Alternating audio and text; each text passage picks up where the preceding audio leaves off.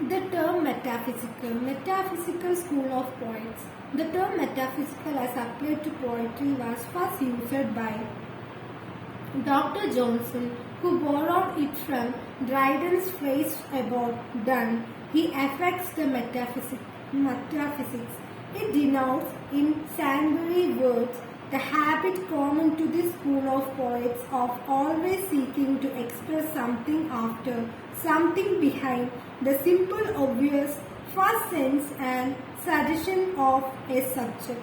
As used originally, it was a term of contempt signifying habitual deviation from naturalness of thought and style to novelty and quietness. Dr. Johnson's account of school is well worth quoting, though its general condemnation is unjust to some delightful poets such as Herbert and Vaughan. About the beginning of the 17th century appeared a race of writers that may be termed the metaphysical poets. The metaphysical poets were men of learning, and to show their learning was their war endeavor. If the father of criticism has rightly demonstrated poetry as imitative art, these writers will, without great wrong, lose their right to the name of poets, for they cannot be said to have imitated anything. They neither copied nature nor life, neither painted the form of a matter nor represented the operations of intellect. Their thoughts are often new but seldom natural. The most heterogeneous ideas are yoked by violence together. Nature and art are ransacked for illustrations, comparisons, and allusions. The learning instructs and the subtlety surprises, but the reader commonly thinks his improvement really bored and though he sometimes admires him, he is seldom pleased.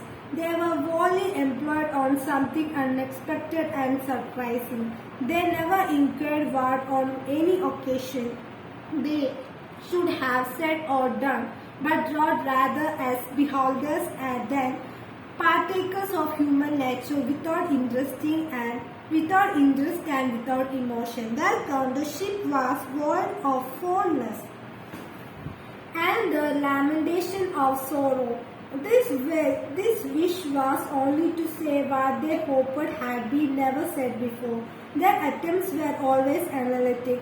They broke every image into fragments and could no more represent by the shelter conceits and labored particularities the prospect of nature or the scenes of life than he who descends a sunbeam with a prism can exhibit the wild effulgence of summer moon. The reader may notice how closely this passage corresponds to the criticism often made of the English poetry of the present day. The metaphysical poets. The metaphysical style was established by John Donne early in the 17th century. Dryden of the next generation remarked that he affects the metaphysics not only in his satires but in his amours and verses where nature only should reign, and perplexes the mind of the fair sex with nice speculations of philosophy when he should engage their hearts and entertain them with the softness of love. Dr. Johnson, who declared him the first poet in the world in some things. John Dryden, who declared him the first poet in the world in some things, found fault with his proneness of obscurity. He inspired a host of followers, notable among whom were Sir John Suckling, John Cleveland, John Herbert, George Herbert, Richard Crashaw, Henry Vaughan, and Abraham Cooney. Dr. Johnson described the last named as almost the last of his race and undoubtedly the best. Dryden and Pope, however, had rated him less highly. Though he must have always be thought of a great poet, says Dryden, He is no longer estimated a good writer who now reads coolly as Pope. If he pleases yet, his moral pleases, not his pointed with. Despite these pronouncements of the metaphysical poets, the greatly influenced poetry of the 20th century, and recent English and American critics have devoted much attention to their work. Characteristics of metaphysical school. Delight in novel thought and expression. The metaphysical poets, in Johnson's words, desired to say what they hoped had been never said before. They endured to be a singular in their thoughts and were careless of their diction. They did not feel obliged to follow a trodden path. They had their own thoughts and they worked out their own manner of expressing them. They played with thoughts, said Sir Walter Scott, as the Elizabethan had played with words. Scott's perception that wit is the salient feature of metaphysical poetry is corroborated by critics like J.B. Leishman.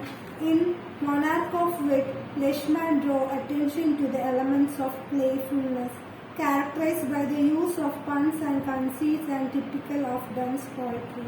However, the playfulness of metaphysical poetry is not frivolous. The witty expression and novel ideas are fundamental to poetic purpose. The intellectual bias has a specific value not readily perceptible to readers who expect poetry to reverberate with sense impressions, as in romantic poetry, or evoke memories of familiar literary contexts as the Elizabethan poetry. The metaphysical poet seeks to work out a logical connection between the abstract and the concrete, the remote and the near, is rendering his experience of emotional reality. The best poetry of this kind is an admixture of intellectualized passion and passionate intellectuality, and that call attention not to the cleverness of the poet but to a genuine truth. For example, when Donne in A Valediction Forbidden Morning compares the twin soul of the lovers to stiff twin compasses, or speak of his mistress's tear as a coin or maps, he identifies an intellectual parallel with his emotion. The reader too must be capable of feeling and thinking at the same time in order to appreciate the effects of what T.S. Eliot called a unified sensibility. That combination of sense perception and reflection at one and the same time. If our splendor of sound and imagery, the metaphysical poet substitutes subtlety of thought, it must not be taken to mean that their work lacked beauty and grandeur. Far-fetched images. Although Dr. Johnson declared the use of far-fetched images, modern critics have been quick to appreciate their function in metaphysical poetry. The metaphysical manner, characterized by the use of wild conceit, is intentionally rough. The poet ransacked all fields of knowledge, science as well as nature, for comparison. The purpose of the technique is not merely to show how seemingly contradictory things can be yoked together. True, when Donne conveys a flea of marriage bed, the image is used only to impress by its strangeness. But when, as in the sun rising, he brings into the bedroom of two lovers a vision of both, in gas of spice and mind, the lead does more than astonish. It links two disparate areas of experience. The true function of the metaphysical conceit, therefore, is to join the part of fractured world. To the modern reader who is only all too conscious of violently fragmented world, Donne and his followers come across as sympathetic contemporaries. Affectation of hyperbole, We must, however, remember that good metaphysical poetry, the hyperbole, is very superficial. For instance, the series of hyperboles in Price of a Lady, with which Andrew Marvell opens his poem to his coy mistress, is a witty elaboration of the supposition heavy but well enough and time it was glanced silly on the customary eulogies heaped on a beloved in the medieval and Petrarchan tradition of love poetry. Again, to resell another example, when Donne cries out to his mistress, "O modern moon, draw not up sea to drown me in thy sphere," the meaning of the image appears in implication as we contemplate it. The mistress is modern moon because she is more fair.